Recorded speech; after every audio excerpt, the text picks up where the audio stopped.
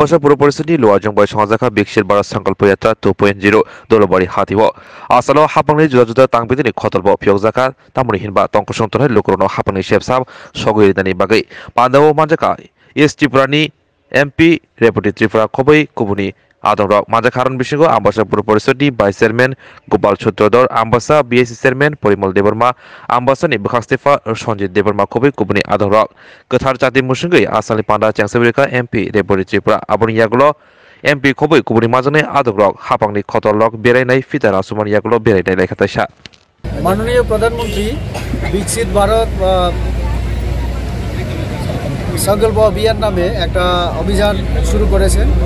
তার মূল উদ্দেশ্য হচ্ছে ভারতকে 1947 সনের মধ্যে উন্নত দেশ হিসেবে গড়ে তোলা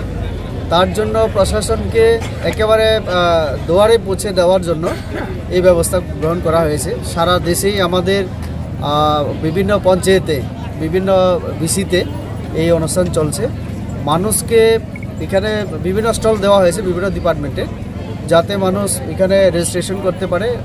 সেটা বার্থ সার্টিফিকেট হোক বা আরও বিভিন্ন তারপরে গ্যাসের সংযোগ থেকে শুরু করে নানান ধরনের সুবিধা এই শিবিরের মাধ্যমে দেওয়া হচ্ছে তাতে জনগণের অংশগ্রহণ যেমন আমরা আশা করছি তেমনি মানুষ যাতে সুবিধা পায় প্রশাসনের বিভিন্ন প্রকল্পগুলির সুবিধা পায় সেই উদ্দেশ্যকে সামনে রেখে এই বিকশিত ভারত সংকল্প যাত্রার আমার কাছে নেই সারা ভারতবর্ষে চলছে সেটা 3 লক্ষ প্রায় 70,000 আমাদের যে পঞ্চায়েত সারা ভারতবর্ষে সব জায়গায় হবে পর্যায়ক্রমে চলছে তো সেই তথ্য তো আমার কাছে থাকবে না ত্রিপুরা রাজ্য প্রায় অধিকাংশ জায়গায় হচ্ছে